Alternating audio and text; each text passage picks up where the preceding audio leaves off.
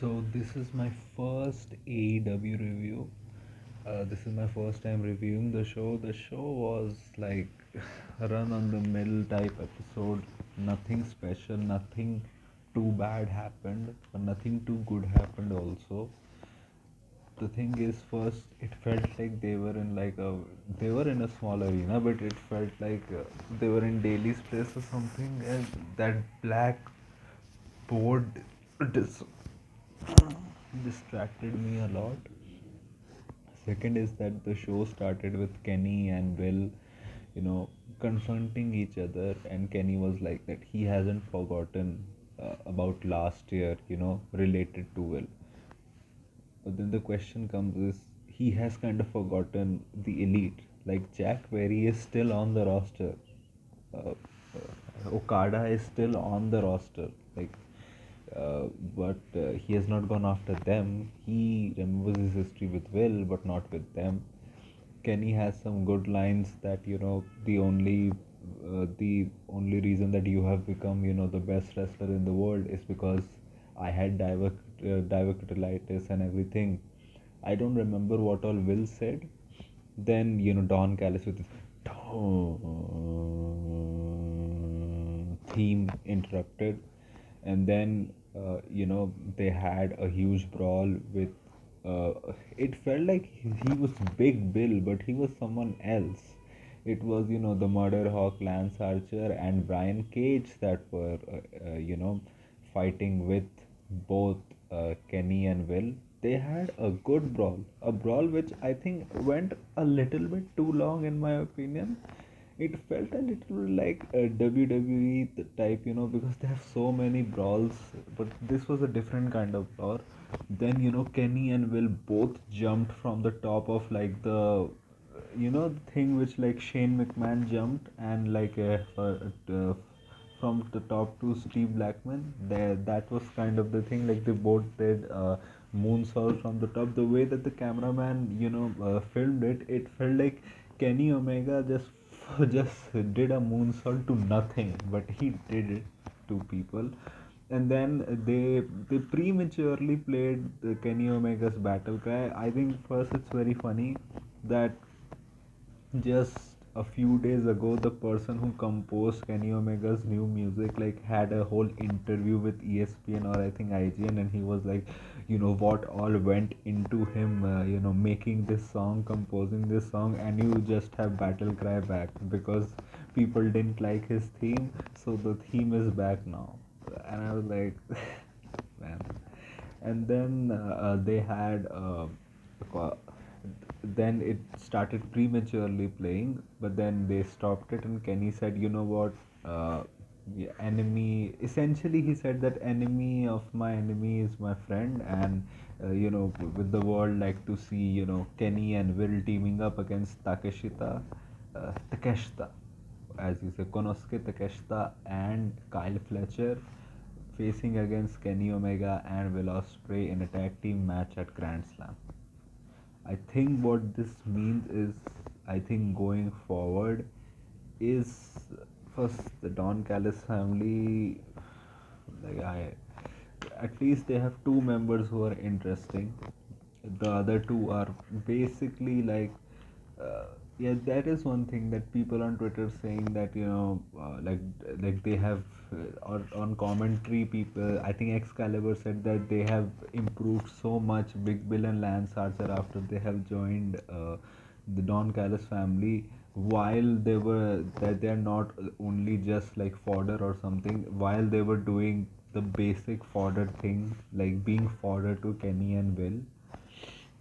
Thing with uh, this is, I think this is probably setting up a Kenny Omega versus Konosuke Takeshita match in the future.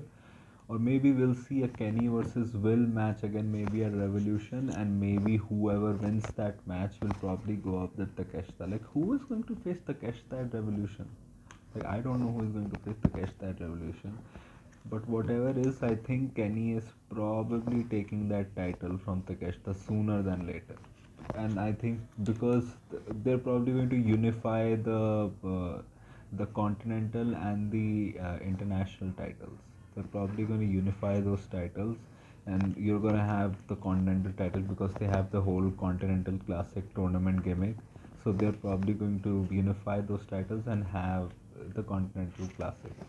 Where was Daniel Garcia? Like, what has he done since he has won the TNT championship? The only noteworthy feud that he had was him taking the title from Jack Perry. He has done nothing since then. I think this kind of got people excited on Twitter that, oh no, Dynamite is going to be something, but it really wasn't. I think then you had your first match of the night, which was the Hurt Syndicate versus Private Party. Private Party got some offense at the start, but then they lost. They lost, like, they got mauled by Hurt Syndicate. They pretty much got mauled by Hurt Syndicate in the match, and they just lost.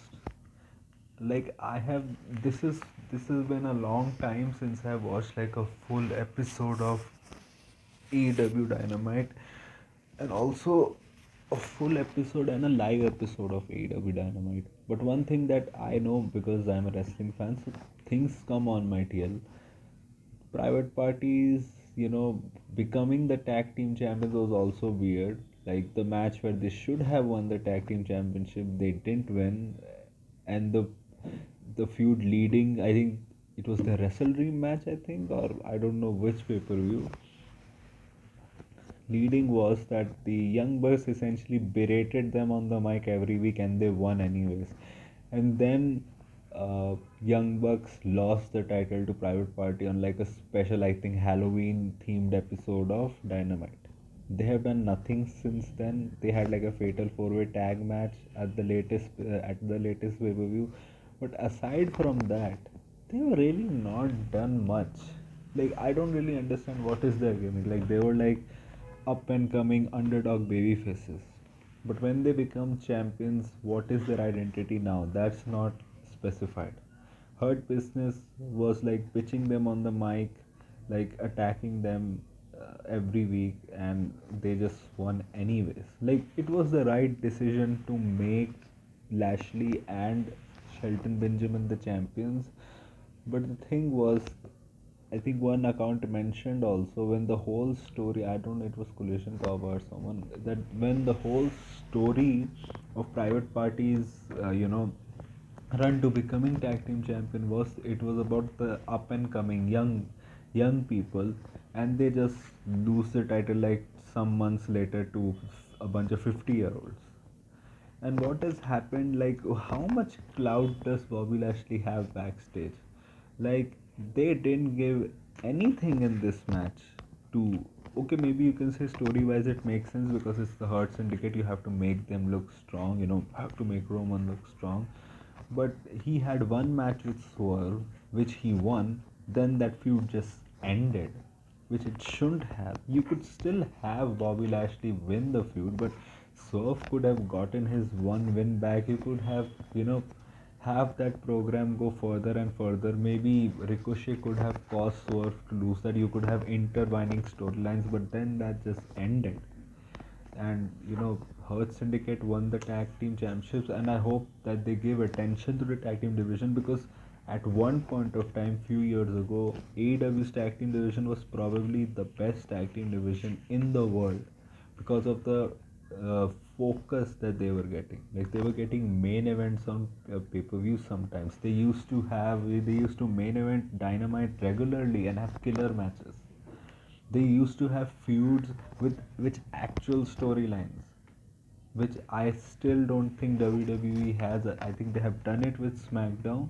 They'll probably do it with Raw, but WWE still doesn't. They still have the formula: one person wins one match, the second one wins from the tag team. They have singles match, then they have the tag match. They don't have proper storylines for tag teams, but that has kind of. I think that will gain traction because Hurt Syndicate is their one of their more prominent faction, the faction that they've booked really strong. So I think they will get the attention now. Going forward, we had Jeff Jarrett come out. He got a pop from the crowd, and he was essentially like, that first before coming out, Karen Jarrett was like, you shouldn't do this and all, but he said, Karen, I got it, and then he came out. The the problem with Jeff Jarrett is I get what they're trying to do. He's an old person who is a veteran of the business, trying to go for one last world title before his contract expires. It's a story that we know.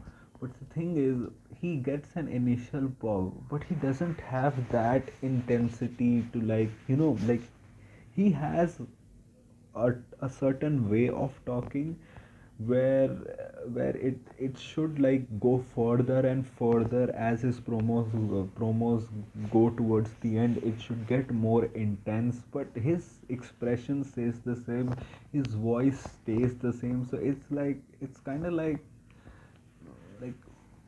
it's not intense enough. Like I'm not, like I do not buy you that you really even want to become a world champion, because it doesn't come off as that. It looks like you're having a conversation with me in the park. It feels like that, and you just have, sometimes your voice goes a little bit higher, but it should be intense. There should be like facial expressions. If you can't, deepen your voice, you should at least work on your facial expression. That doesn't happen. He's like, I'm going to challenge Moxley for the title, and Claudio comes out. I like Claudio's gimmick very much. The thing is, he doesn't speak that much. He has a clear role that he's an underboss of Moxley. They have not booked him that well, but the character I like, because the few lines that he speaks, the way that he speaks, the expressions that he has on his face is perfect. Like this is the perfect use of Claudio Castagnoli. Like he's not some main eventer, but he is a beast that can, like when he goes in the ring, it looks like he's punishing the other guy. Like he's vastly superior than anyone in the ring. Like he is the boss before the final boss that you have to beat to go for someone like a Moxley or something. But he comes out, he gives an uppercut, then he says, you have an interesting proposition. uh, Jeff says that if I beat you, I get the world title shot, and Claudio leaves. Maybe I got a little bit of the sequencing wrong, but that was that. And most probably, what is going to happen is MJF is going to interfere, and Claudio is going to win. Uh, which it makes sense. They're heels, but Claudio is more of a badass heel, but they still need interference to win. You can say it's kind of like, yeah, hypocrite heels, but still, like people didn't really care. Like they gave Jeff that initial pop, but after that they didn't really care. Then you had AR Fox versus Swerve. AR Fox got a little bit in, not much. It was mostly Swerve doing Swerve shit. And then Ricochet. We saw Ricochet in the picture coming out to the ring. Like I saw that on Twitter, and then uh, you know Ricochet got to Prince Nana, and I like this Ricochet character. Like he is a chicken shit heel, but he's a chicken shit heel that he's so crazy that if he even gets like one lick on you, like he can probably kill you because he's so crazy. Like he's a deranged idiot who who's an insecure, is scared, is a scaredy cat, but he's a psycho too. And he's a psycho that will use the moment that when you're not looking, to just like stab you like 100 times. And I like that he is wearing like turtlenecks. Someone mentioned also that it's wild getting beat up by a man with a desired turtleneck.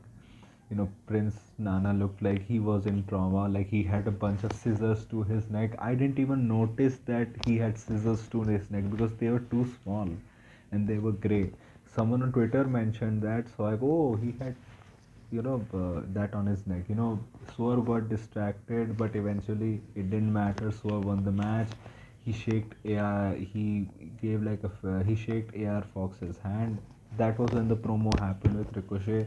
Swerve ran to backstage, and that was that. Then there were then I think it was the MJF. MJF, there was an opponent already in the ring, but then MJF came out, and MJF doesn't seem interested. Like he is, because he used the, you are not hiding from the devil, you are facing the devil and everything. Like these tropes we have seen from you before. The thing is that I think AEW has blown all their load. Pause with MJF. Like they have gotten everything that they could have from MJF. Like he has had a face turn. He has been like a serious kind of heel with CM Punk. He has been a goofy heel in his early run in his AEW career. He has been like a trash heel in his AEW career. He has been like the typical like foreign, like like I hate other countries, I love US type of heel. Like he has done everything. He has certain insults which has he has given, and he has like used all up of the character work that he has in the 4 years, 4 5 years that he has been with AEW.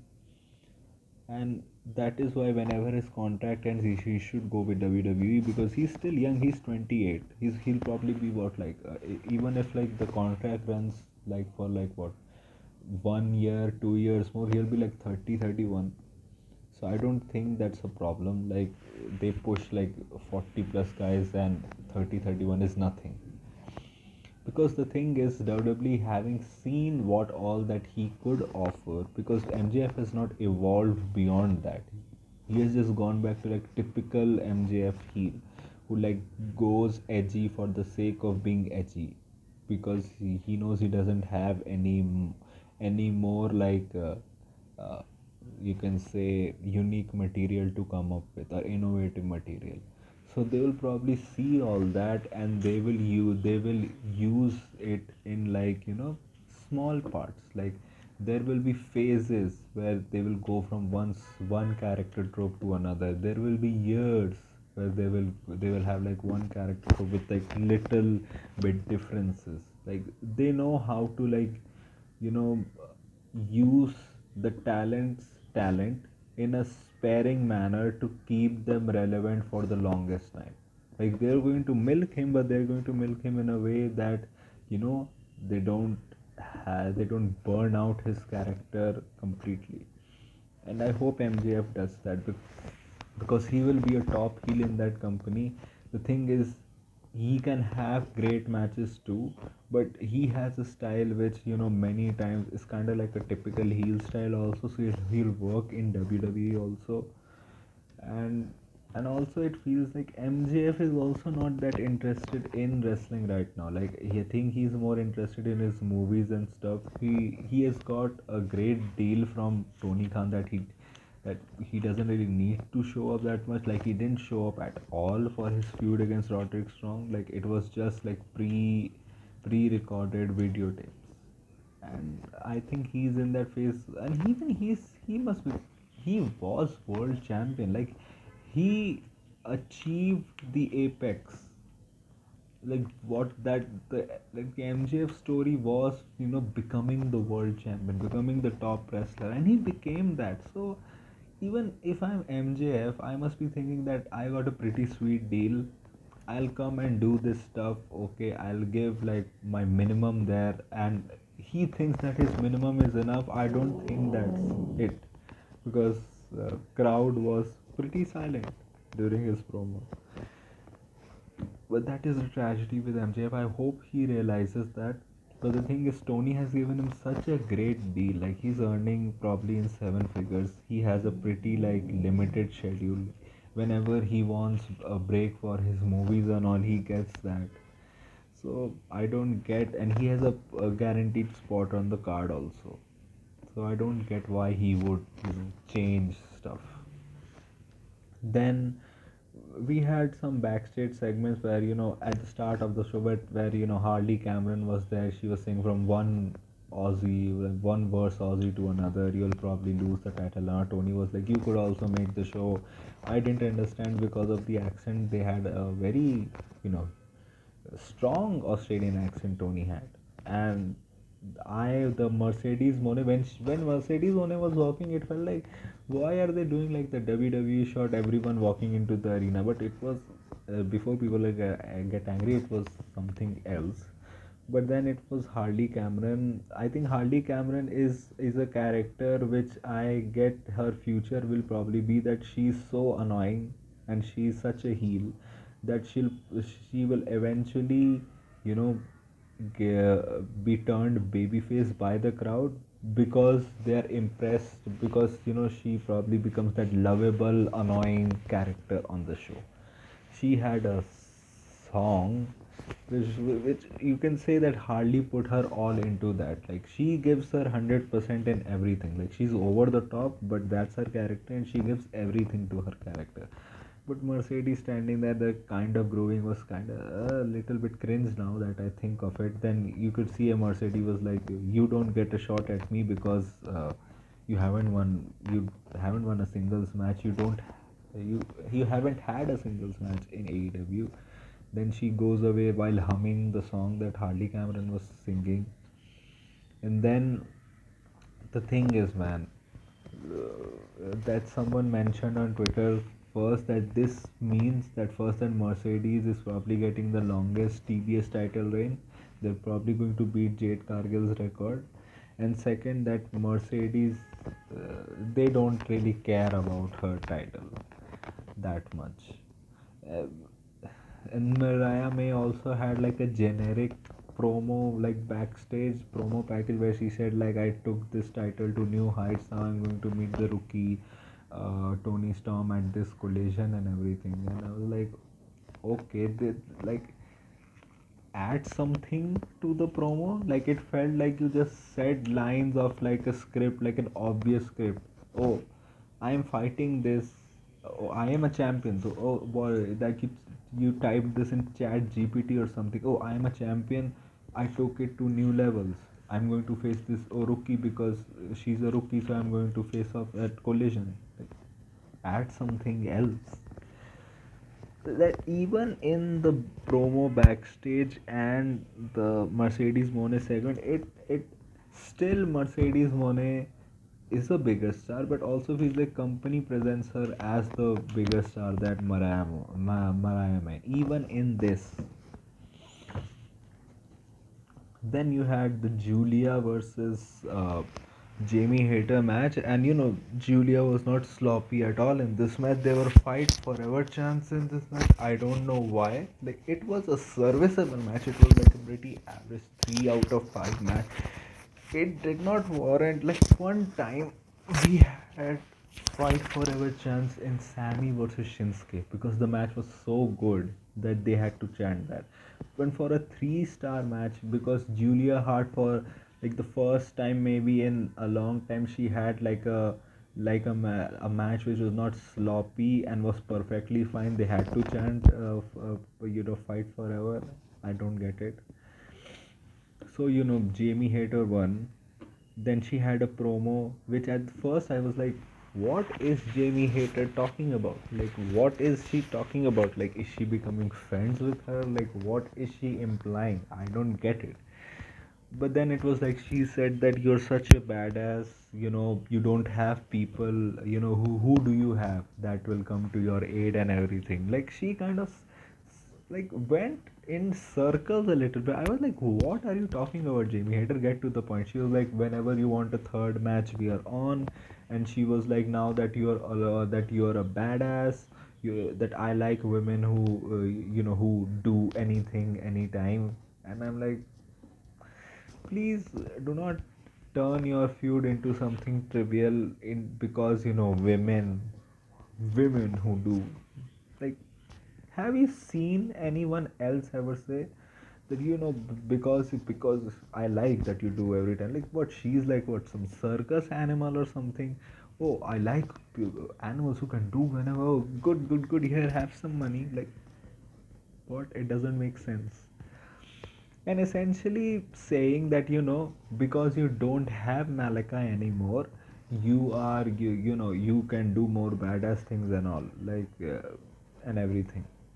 It's okay, which I didn't mind that much because I think the House of Black whole character couldn't really work in AEW. First, it was lore based, and a lore based to a scale where AEW as a company, it just cannot work. And even in WWE now it cannot work, because Triple H does not work either with comedy wrestlers or with which has like scary lores, or like which is kind of like a which has a sense of supernatural stuff happening.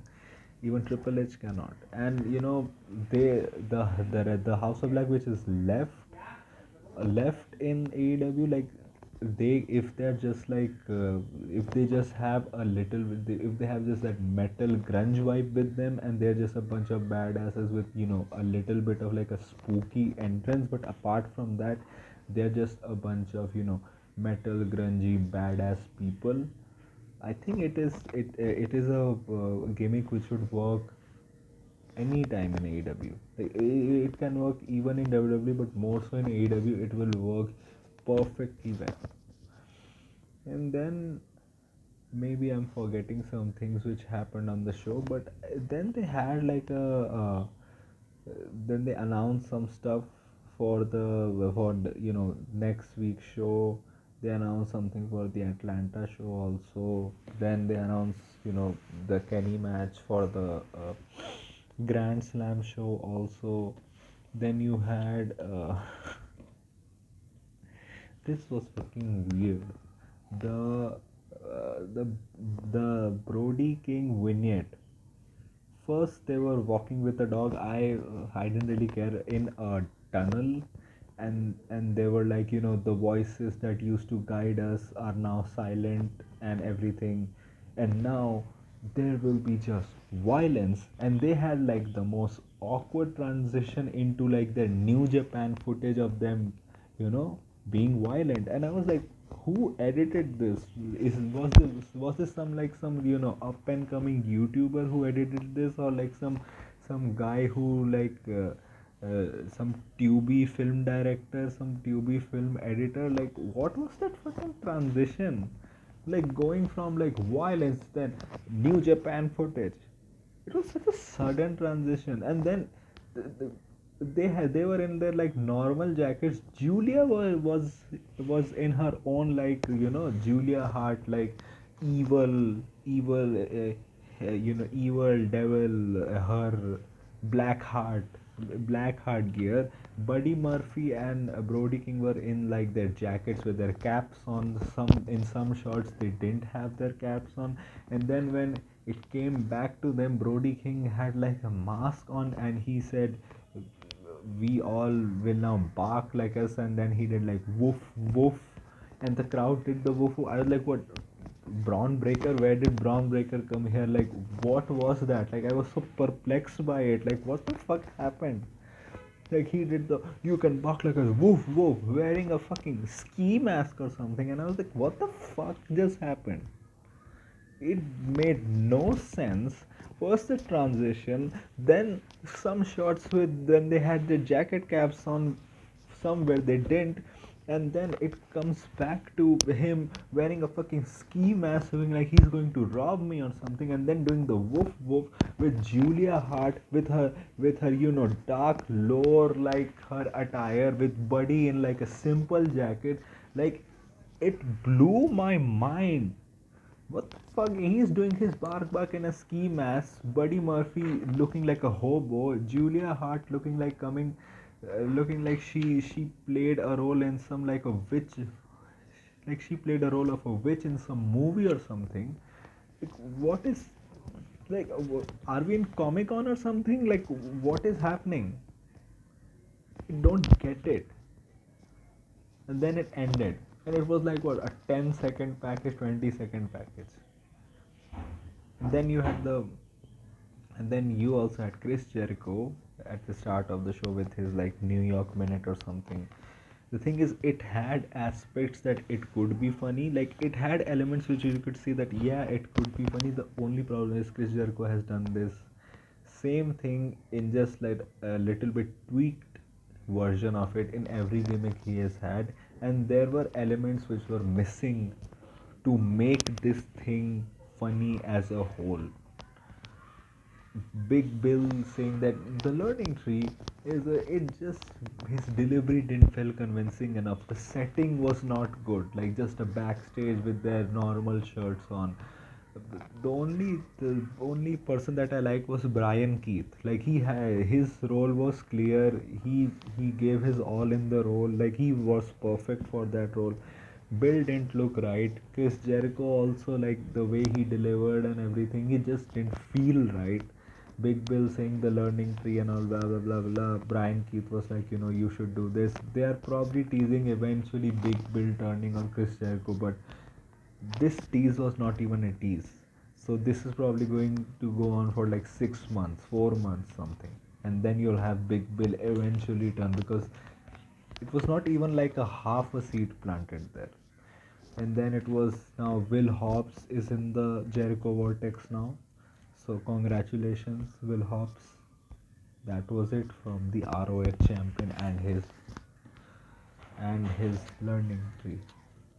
Then you had the main event, which was kind of like a standard like edge match in WWE when people were, kind of going after him. Like Edge always has like a slow first 10-15 minutes, and if the last 5 minutes does not happen, it's like a very boring match. Like kind of the matches he had with Randy Orton when he came back.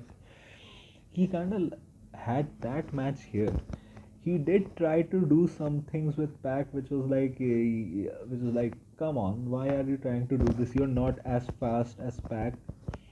And then it was that Pac was working an Edge match rather than Edge working a Pac match, but Cope still trying to do some moves which he has never done because he was in the ring with Pac. And it didn't work that much. It was a pretty slow match.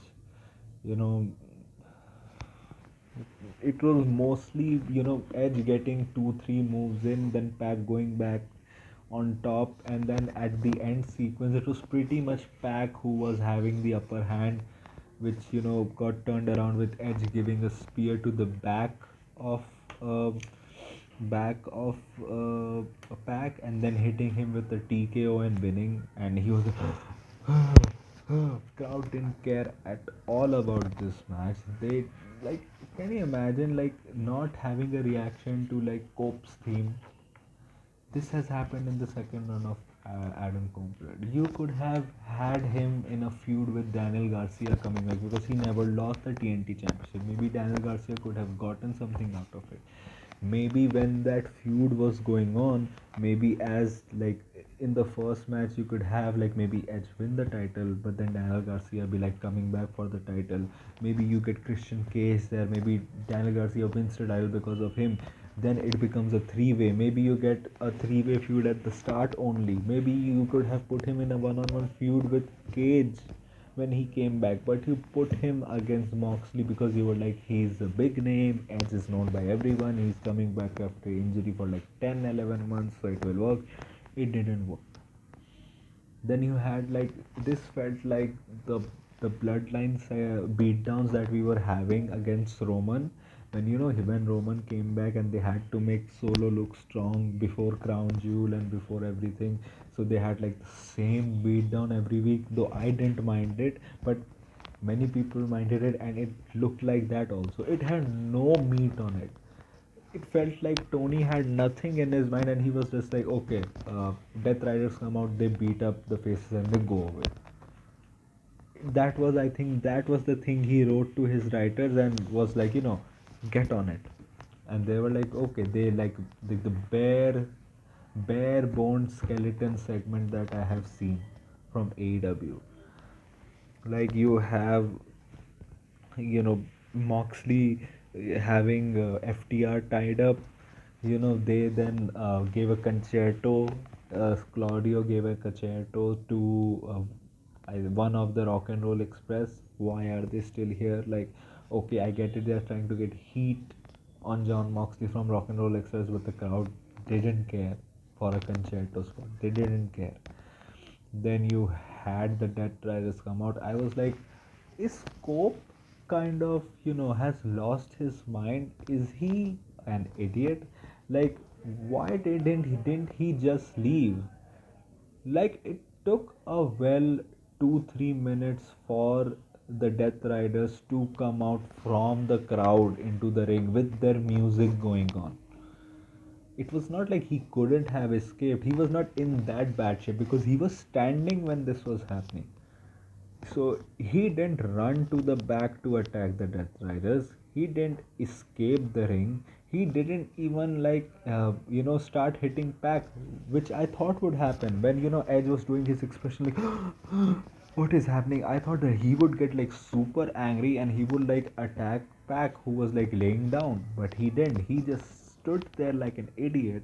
Then the Death Riders came, and Pac started beating him up. Claudio beat him up. John Moxley put him in like a crossface. Then Jay White comes out. Where was he after the Fatal 4-Way match where he got pinned? Like Jay White has one thing that I saw that TK must have heard on social media about how Jay White has been underused. So what he did in his return feud, he put him in the world title feud. But he knows that he is not on that level yet on the AEW show, due to the booking and all. So he had him, get choked out by Marina Shafir. He got the upper hand against Marina Shafir also, so that's good and all. They had like a weird picture from it, very weird. Like Gianorshis had that picture. Then he got pinned in the match. Then he was nowhere to be seen. Maybe he was back, but I didn't see. He came back here, and he just came back to get bitched out by the Death Riders. First, uh, I understand why he came back, because he has been screwed by the Death Riders. Like he lost because of interference. He was the one that got beat up a lot before. He was the one who lost by interference. So it makes sense for him to come out and attack the Death Riders. So, but then he came out, he got bitched out by everyone, and no one else has a gripe with Death Riders. Like, wasn't MJF last week talking about maybe okay, he's a heel, but what about the faces? Like, Jay White came out, no one else came out to save him. Now people will come up like, oh no, Jay White is a heel, he did this all that, and why did Jay White come out to save Edge? He didn't come out to save Edge, he came out to go against the Death Riders. So, and then they just ended, they beat up Jay White and then they just went away and the show ended. Like no one cared about the main event match. It was a boring match.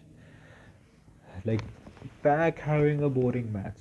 Like come on. Like Edge cannot, some account mentioned on Twitter also, like Edge's run of having weekly TV matches is over.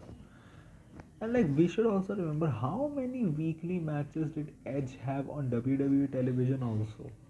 Like I know he had matches on weekly television, like against Damien, also against Dominic, but I don't think he wrestled every week. Or even if he wrestled, maybe it would have been like in tag matches or something. But he was not like a regular wrestler. He would not wrestle every week. Maybe once in like 2 weeks or something. But Edge is not made for main events like this, because you could see he was not moving fast in the ring. Like in his first run with AEW, he was still a little bit slow, but he was not the slow person that he is right now. No one cared about this man. No one cared about the angle afterwards. Even the John Moxley promo, which happened after the Kenny Omega segment, it never went into like the second gear. Like it just remained in the first gear. You felt that okay, John Moxley will do his more, but you get a challenge, world champion, but he didn't. It just happened and it ended, and no one cared. So this show was just like the shows that which will happen, like NXT episodes where like nothing happens and it's just goes by and it just ends. That was this episode. So that was my first AEW review. So my social media links are in the description. Go follow me in that. My UPI ID link is in the description. Shabba@OKICICI.